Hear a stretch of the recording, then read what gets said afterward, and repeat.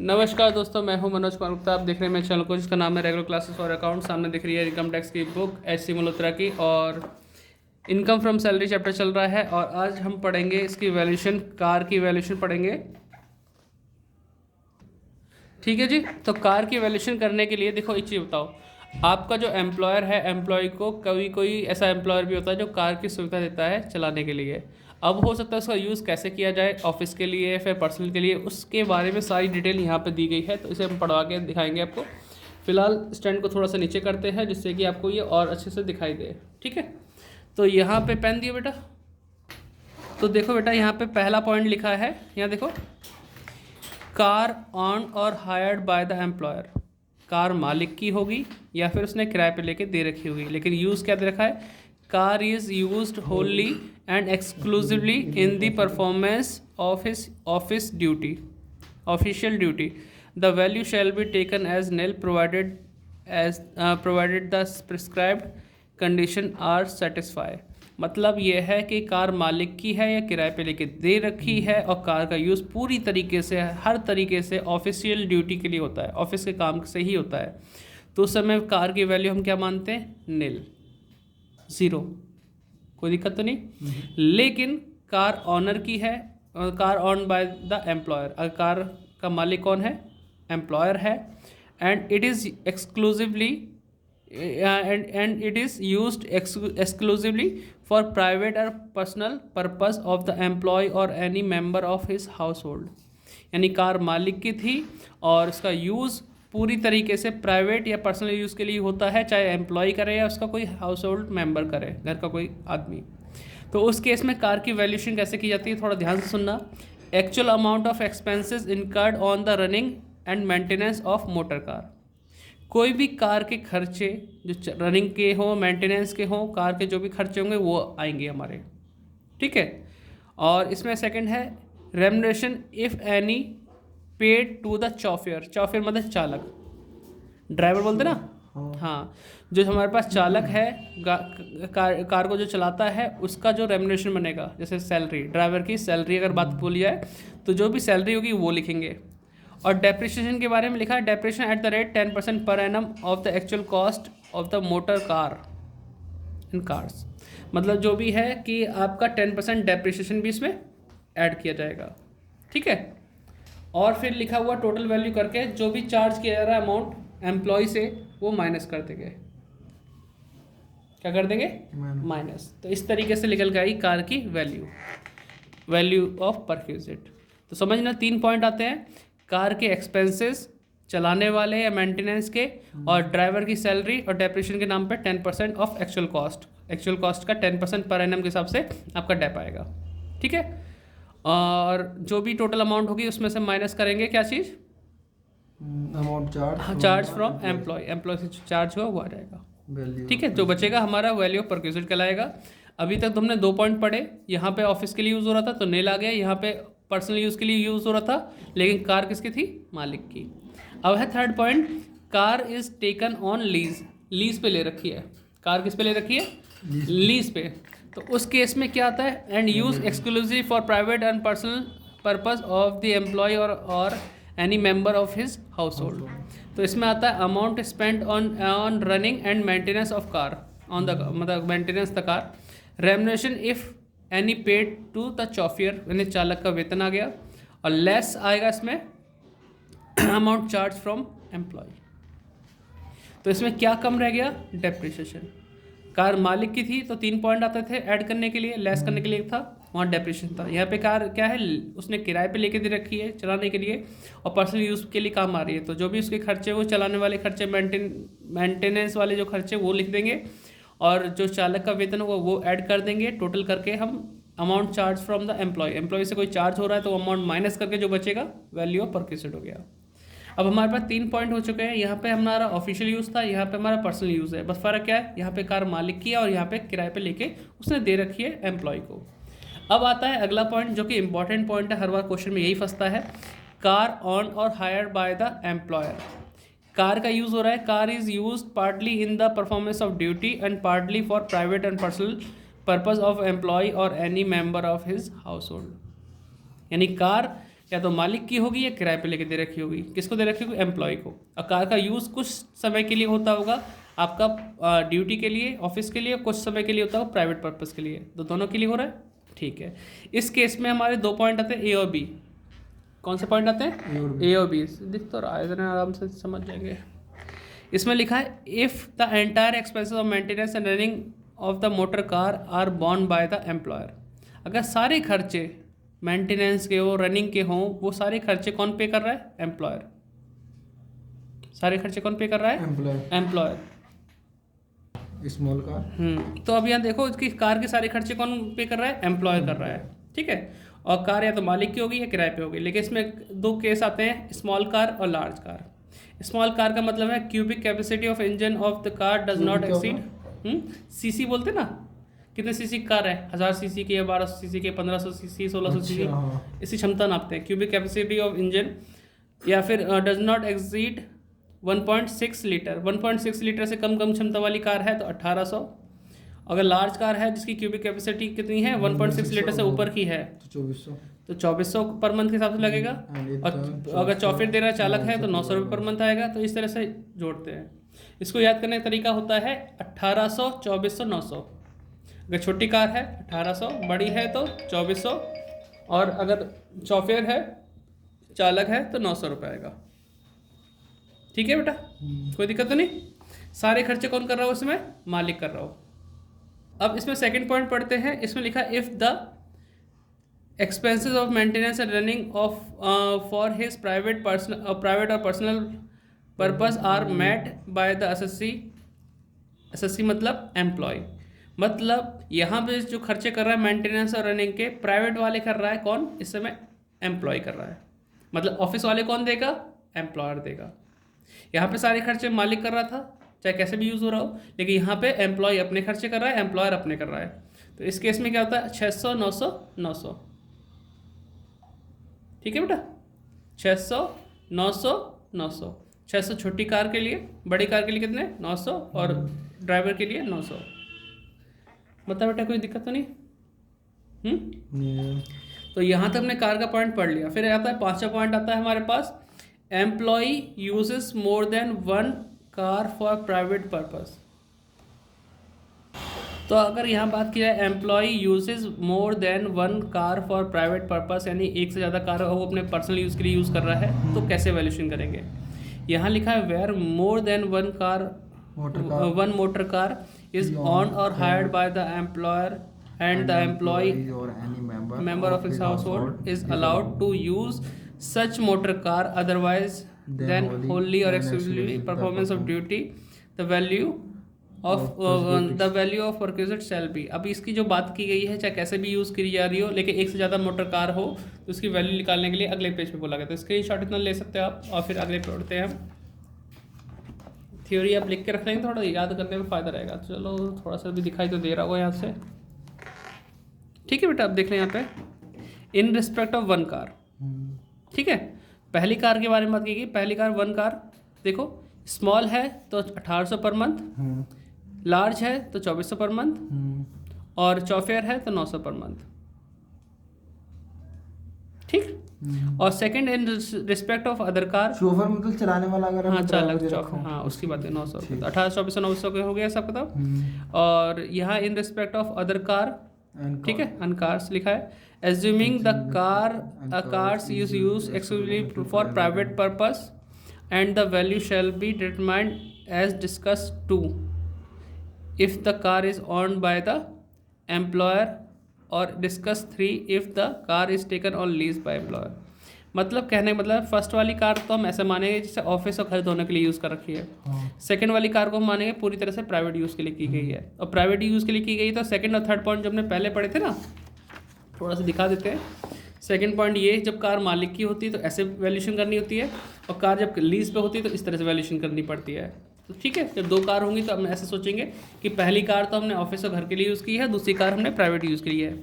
अब यहाँ पे नोट में भी लिखा हुआ है, थोड़ा सा अगर देखें ढंग से तो यहाँ लिखा है वो दिख जाएगा, where more than 1 car is provided for official and private purpose and the expenses incurred in relation to 1 car or more than the expenses incurred in relation to other car or out of those car one car is small and the other car is large, पहली small है एक large है, the rule do not provided the method of valuation in such situation, hence the value of car may be determined in such manner which is beneficial to the employ. जो भी हमारे फ़ायदे के लिए होता है एम्प्लॉय के, उसके साथ चलना पड़ता है। तो हम यही सोचेंगे कि जो पहली कार होगी, चाहे छोटी या बड़ी जो भी हो, वो हम ऑफिस और घर दोनों के लिए मानेंगे, ऑफिस और घर दोनों के लिए। और दूसरी वाली जो कार होगी वो हम मानेंगे इसमें कहाँ पे, प्राइवेट पर्पज़ के लिए।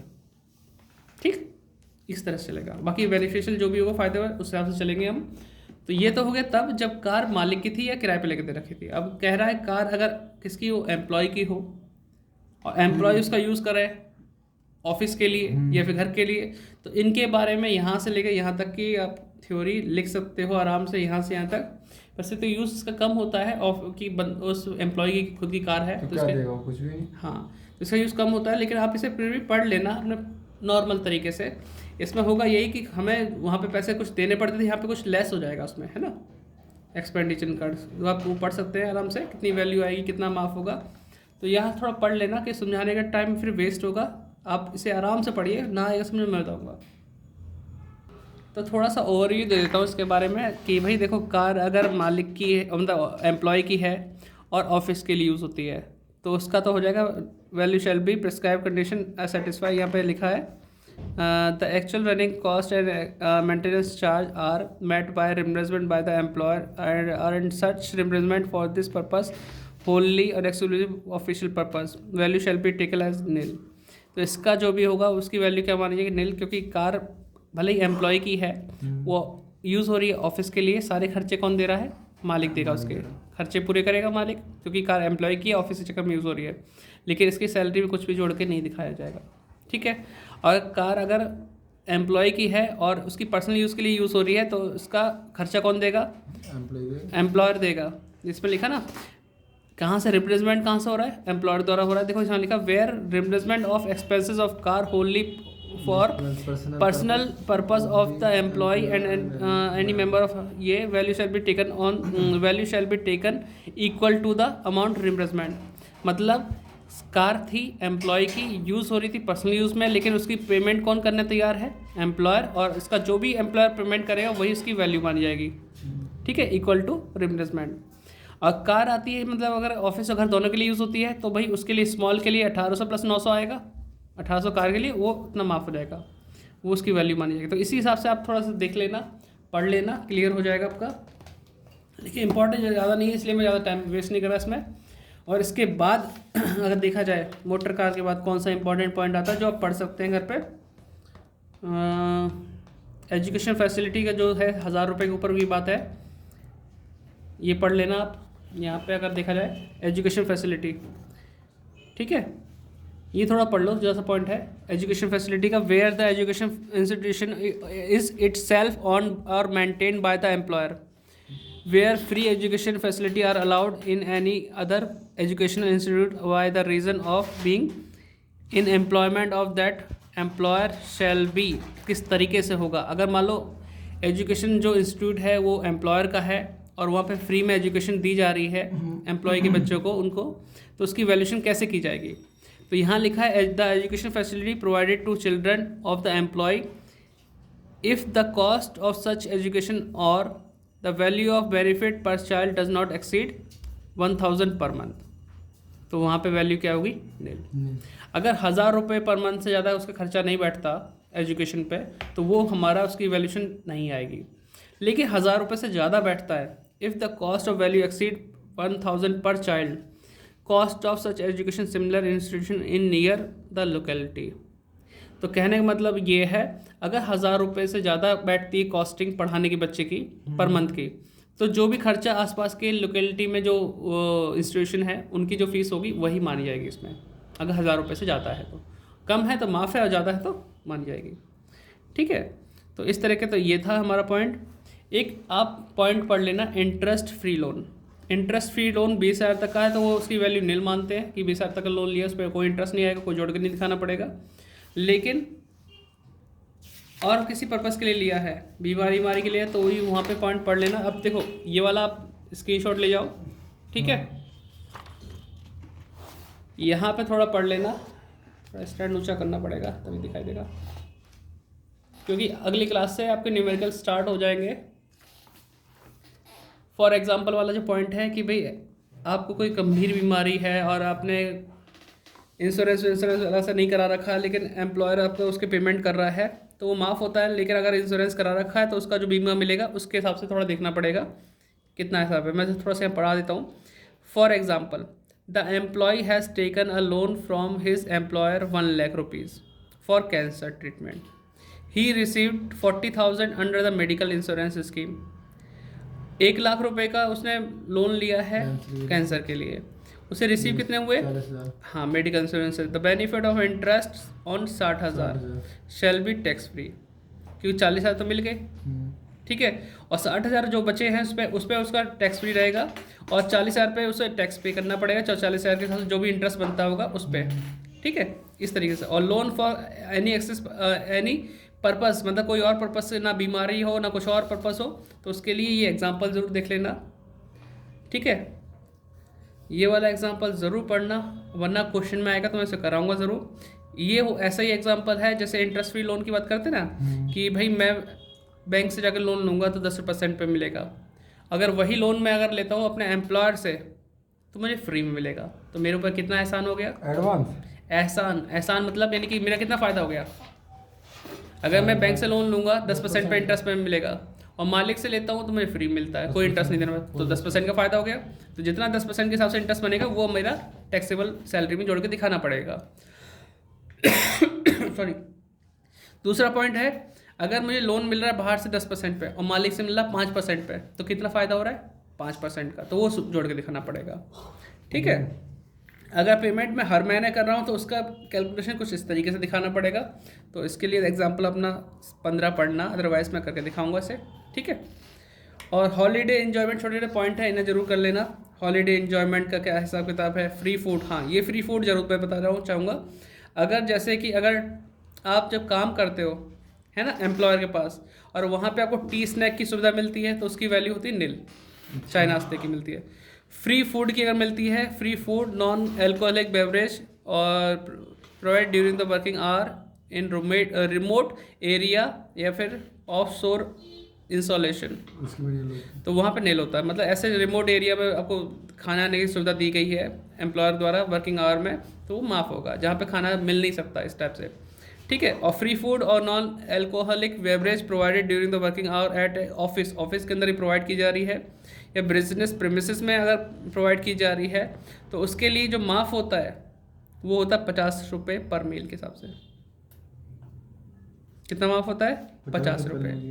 अगर मान लो कोई थाली है तुम्हारी, उसके चार्जेस है 80 रुपये, ठीक है।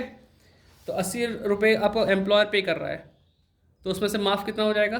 50। 30 रुपये टैक्सेबल सैलरी में जोड़ के दिखाना पड़ सकता है, ठीक है। अगर 30 में से अगर 10 रुपये आपसे चार्ज भी किए जा रहे हैं तो 20 रुपये आपकी सैलरी में जोड़ के दिखाना पड़ सकता है पर डे के हिसाब से। तो ये थोड़ा ध्यान रख लेना। और गिफ्ट का तो ज़्यादा मैटर नहीं है, 5,000 तक का है सब एग्जाम के बारे में, और तो कुछ नहीं। बस मैं आपको ये और देख लेना फॉर्मेट।